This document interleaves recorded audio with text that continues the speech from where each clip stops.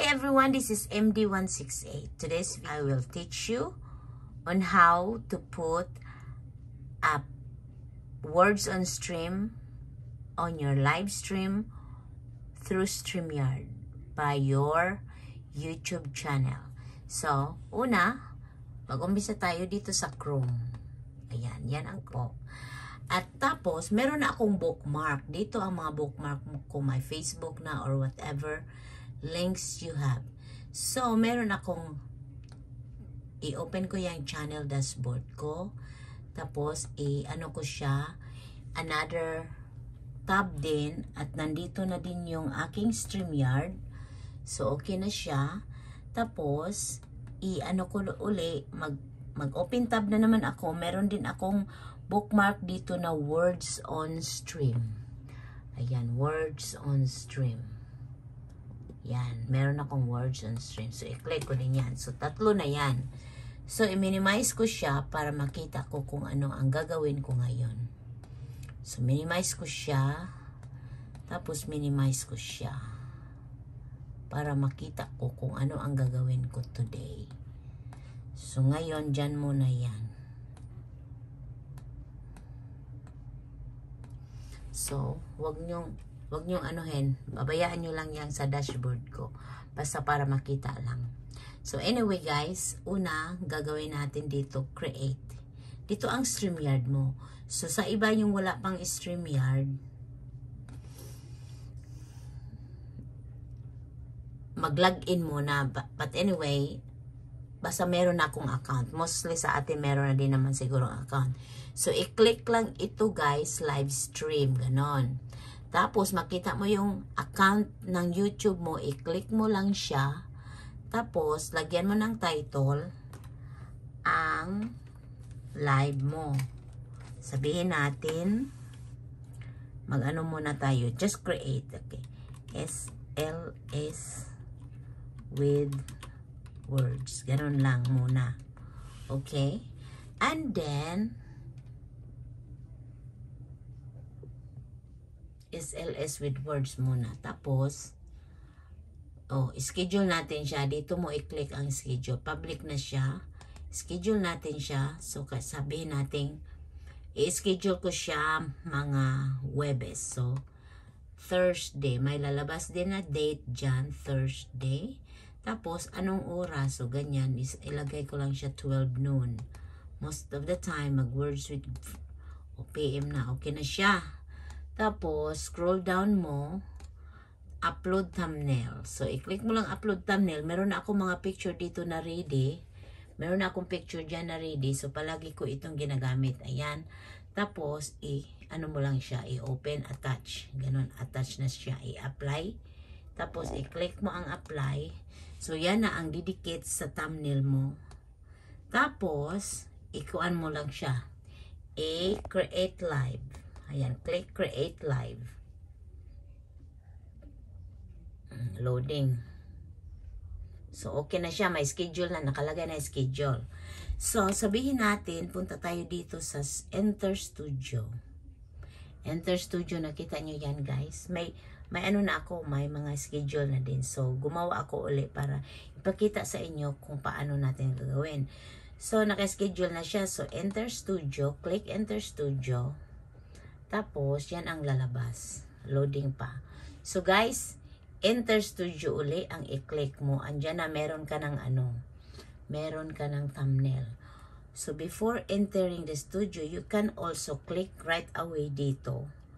Kung i-mute natin ang camera, o i-mute natin para hindi muna tayo marinig. Tapos, stop cam. Ganyan lang siya. Huwag mo lang i-click siya. Tapos, may camera dito sa ano, sa itaas. Ayan, may camera dyan. May camera dyan. I-off ko lang siya. Tapos, pag i-on ko siya, tapos, hindi ko ito i-click ko siya. Bali, makikita ang aking mukha. Or hindi makikita ang aking mukha. So, hindi ko lang yan i-open ang aking camera. So, ang makita lang ay ang profile picture ko. So, ngayon, i-click natin dito sa settings. So, ayan. First, dito ka, makita mo dito ang general. So, ayan, general. Tapos, makita mo dito ang landscape or portrait. So, kung gusto mong pabayaan mo lang siya na naka-landscape lang din, so, i-click mo dito ang landscape. Ayan, i-click. So, bali vertical na siya. I-click mo dito ang portrait. So, bali vertical games na siya. Kung gusto mong landscape lang, regular, so, dito mo ulit i-click.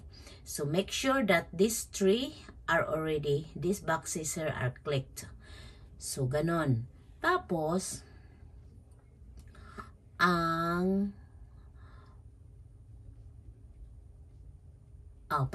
okay, gano'n na, okay na siya. So, tapos i-click mo lang yan, tapos, so, na-set up mo na sa settings, so, enter the studio na tayo. So, tingnan mo, bali, naka-ano na siya, bali, naka-landscape na siya, vertical na siya, sorry, bali, naka-vertical na siya. So, ito ang mo, ito ang, i-click mo din yan ang add storage para ang profile mo ay mapunta dito sa baba.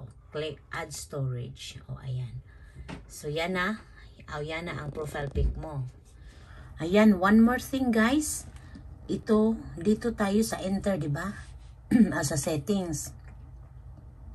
Wala tayong makitang layout. So, enter dito. And then, pwede din dito dyan, ilagay na kaagad for the landscape. Nakita na niya din kung paano natin ginawa o ilagay maging landscape siya or vertical. So, this is a vertical way but as you can see sa baba, meron din settings. So, makita natin dito layout. So, dyan po natin i-click for the layouts ng, lalo na pag manood tayo sa phone, vertical siya, tapos pataas ang picture, pataas ang game, tapos yung maliit sa baba, yung profile picture mo. So, make sure this is the layout. Check dito sa taas, solo. This is blank, blank, blank, and the last three will be checked. So, ang kalabasan ay, vertical talaga. So, that's it. That's my additional thing. So, ngayon guys, kung gusto mong i-share ang games din pala, so, i-click mo dito ang present. Present ang i-click mo. Ayan, present. Tapos, i-share screen mo. Kasi gusto mong ilagay ang words on stream. So, share screen. Tapos, kasi naka-open na ang aking tab dito sa words on stream. So, ayan, makikita mo din yang ito, i-share mo siya. Yan ang i-share mo doon sa StreamYard mo. So, ayan, i-click mo lang ang share. Ayan, i-click mo lang ang share. So, yan na po ang lalabas. See? Tapos, now, kung gusto mo siyang i-live mo lang siya. Pero, you have to, i-minimize natin itong aking isang screen. Ayan, minimize natin. Tapos, itong words on stream mo, lakihan ko lang siya para makita. Tapos, ganon. Balik ka dyan. Scroll down mo lang. Or, pwede ding lakihan natin para makita din ninyo. Lakihan ko siya full screen. So, ko lang siya. Lakihan, ganon. Tapos, scroll down mo lang siya. Ayan. Ayan pala. Balik ka sa front page niya. Tapos, i-click mo dito ang YouTube. Pag hindi ka pa login sa YouTube, sa Words on Stream, i-login mo lang ang iyong account sa YouTube or email. So, ayan. I-click lang yung YouTube. Tapos, nandito na ang aking, nandito na aking email ad. So, i-click mo lang o pwede mo mag-create ka din ng bago. So, ayan, i-create, mo lang siya, i-click. Papasok na yan. So, continue. Ganon. Ayan, nandyan na ang games. Bali, pumasok na siya o i-minimize na naman uli natin. Pero, una, itong settings dito, guys, nakita nyo yung settings yan dito. I-click nyo din yan. Tapos, make sure na off ang music, merong music. Maganda may music para hindi boring. Tapos yung sound effects, gi-off ko siya, gi-on ko din siya. Tapos volume, depende kung anong volume gusto mo, lesser or up or higher.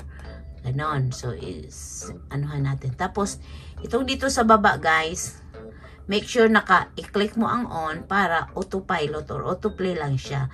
So, there is a countdown like 47 seconds or 49, 50 yata, whatever, sorry. 50 yata, tapos, ano lang siya, autoplay na ang puzzle game mo. So, now, it's all good already. So, ngayon, i-click off mo lang siya, tapos balik ka dito. So, i-minimize na naman ulit natin. Ganyan siya. So, ngayon, ready na itong ano mo, ready na itong naka-schedule mo, pero pupunta ka pa rin sa dashboard ng YouTube channel para makita YouTube channel mo. Punta ka dito sa dashboard. Ayan. Tingnan mo dito itong arrow na ito, ang content. Kasi gawin natin, kailangan i-turn on natin, kung monetize ka, i-turn on natin ang dollar sign. So, ito, i-click mo dito ang live. Ayan, nandito na yung upcoming natin. Lakihan natin, guys, para makita ninyo. Ayan, lakihan na naman natin.